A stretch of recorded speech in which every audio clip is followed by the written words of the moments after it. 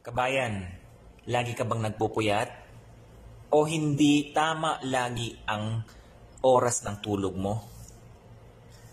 Alam mo ba na may tinatawag na silent disease? Anong organ ang tinutukoy ko sa silent disease? Alam natin na kapag kulang ang tulog mo, pwedeng maapektuhan lahat ng organ ng katawan mo. Pero may tinatawag na silent disease kapag kulang ka sa tulog. Ano yon? Ang tinutukoy ko ang iyong kidney. Bakit ko sinasabi? Brad, hindi kita tinatakot. Ha? Binibigyan lang kita ng awareness.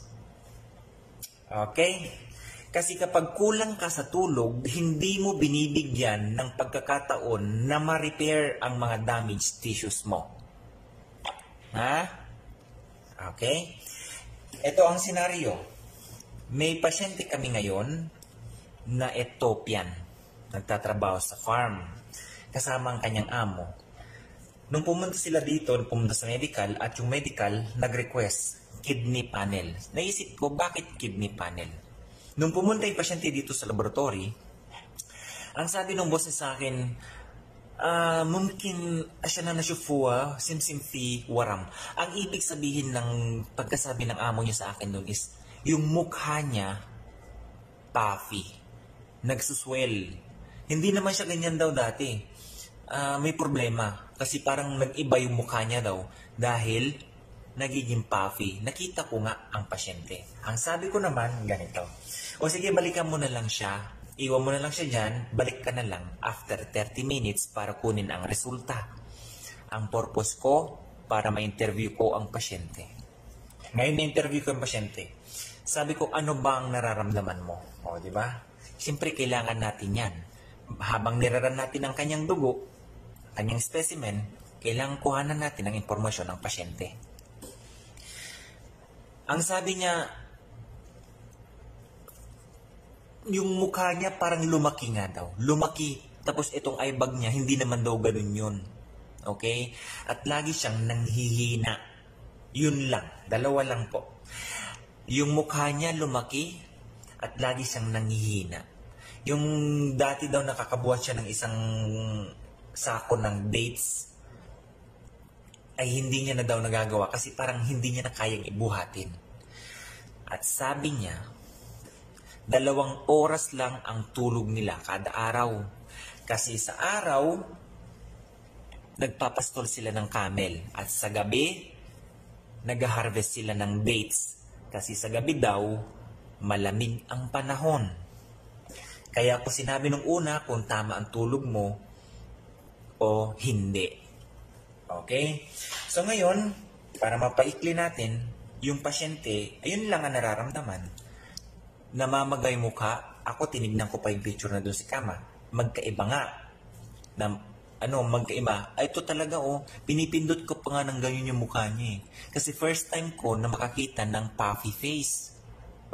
Puffy ganyan, yung lalo na dito sa may bandang ganito niya Hindi naman eye bag yun, Brad. Totoo lang. Kaya kung ikaw, meron kang pagbabago sa ganyan, sa mukha mo, o ganito sa may gilid ng mata mo na parang akala mo lang eye bag, okay, magpa-check ka na. Okay, ganito yung sa pasyente. Ngayon, ito yung ihi ng pasyente at ito yung dugo niya. Brad, sa complete blood count niya, tinan mo naman yung blood niya. Okay, tinan mo. Ganyan lang kababa ang kanyang RBC. So, anemic yung pasyente, Brad. Okay? At dito sa kanyang ihi,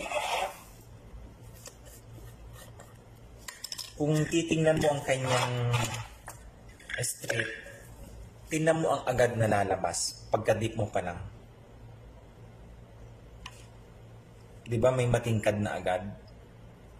Ano yan?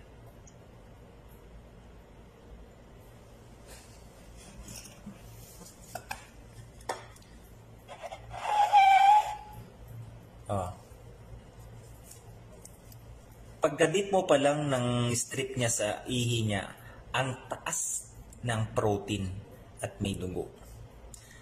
At nung niran ko ang kanyang creatinine, 8.1. Approximately, kung milligram per DL, Kung i-convert mo yan sa micromole, nasa mga 700 na yan. Ngayon ang tanong ko sa kanya, may nararamdaman ka, sabi niya yun lang, puffy face at nanghina. Brad, kahit itanong mo sa mga doktor ng nephrologist o urologist, may mga pasyente talaga na walang nararamdamang masakit kahit mataas na ang creatinine. Totoo yan. Etong pasyente na lang, yun lang. Namamagay mukha at nanghihina lang, pero walang masakit, Brad. Di masakit yung balakang, hindi masakit yung pag-ihi. Pero tingnan mo naman, pra.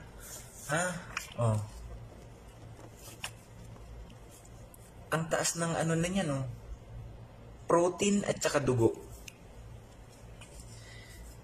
Dito sa ihi niya, kita mo ba na may dugo? Parang wala, di ba? Okay? Kaya, silent disease ang kidney. Okay? Ano bang ginagawa? Kasi kung tatanungin, Sir, pwede ko bang malaman ang aking creatinine na kahit hindi ako nagpakuha ng dugo? Ano sagot? Pwede bang malaman yun na kahit di ka nagpakuha ng dugo? Mataas yung creatinine mo, ganun-ganun lang. Ganun-ganun lang. Hindi, kailangan kuhanan ka ng dugo. Okay? At itong ihi ni Sir, dahil sa taas ng kanyang protina at dugo, nakitaan ko na ng mga casts. Okay? Ngayon, ba't ko to sinasabi? Brad, 2 buwan na silang kulang sa tulog. Malaki ang epekto sa katawan kapag ikaw ay kulang sa tulog. Sa kanya ang natamaan kidney. Okay, hindi ko alam. Baka siguro, everyday, hindi tama ang level. O hindi yung tubig na iniinom niya, hindi balance. O hindi tama sa pangangailangan ng katawan niya. Okay? Sa kinakain, malamang siguro kumakain naman sila, pero hindi eh. Ang pinakareklamo niya sa akin, Sir, kasi hindi kami masyadong natutulog. Sabi ko, bakit di ka nakakatulog? Hindi ka na rin talaga makakatulog yan dahil mababa ng hemoglobin mo. Anemic ka na, Tingnan mo. Ito lang yung dugo mo. Ayan PAC-RBC, dapat hanggang dyan yan, Mga kalahati niyan. Okay? Ngayon, ano ba importansya ng kidney? Sige nga, Brad. Ano ba? Ang importansya ng kidney ba, malaki yan. Sa pagkakaalam nyo, filtration lang ang ginagawa ng kidney. Nag-filter lang. Hindi. Isa ay number 1. Okay? Siya ang pumapatay ng toxins. Siya ang nag-absorb ng mga minerals dyan sa katawan.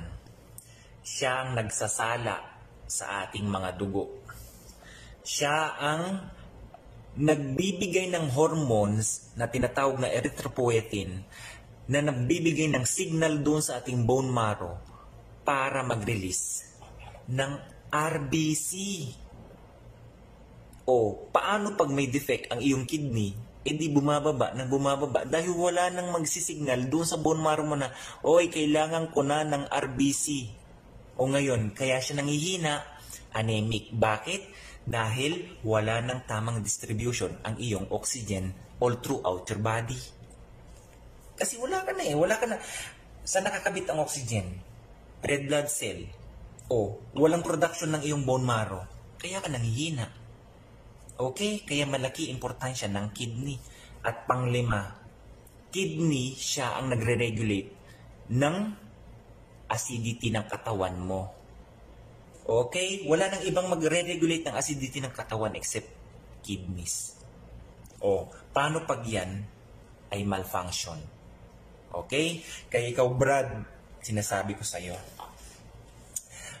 huwag mong hayaan araw-araw na lagi ka na lang puyat. Baka iba ang ginagawa mo naman dyan, hindi ka nagbe-benefit dyan sa pagpupuyat mo, masisira mo pa yung katawan mo. Brad, hindi kita tinatakot, inuulit ko. Binibigyan lang kita ng awareness, Okay? Dito sa kanyang creatinine, 8.1. Alam nyo ba kung ilan ang blood urea nitrogen niya? 224.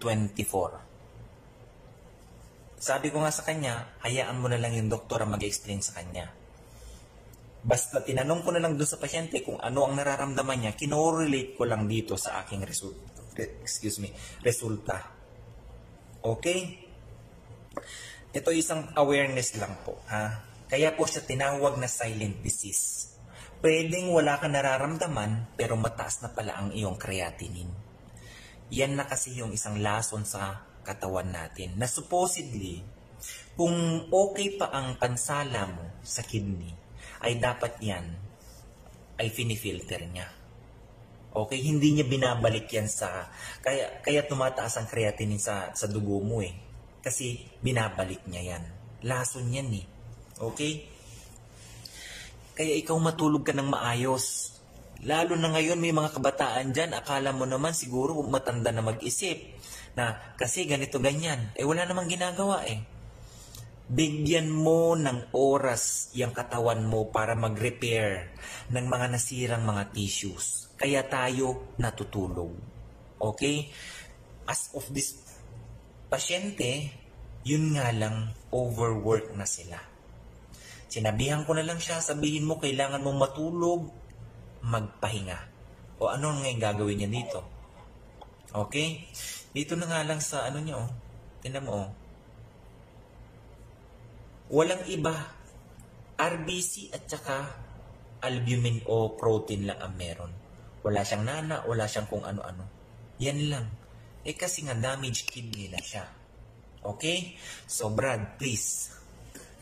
Alam ko marami dyan ang laging nagpupuyat.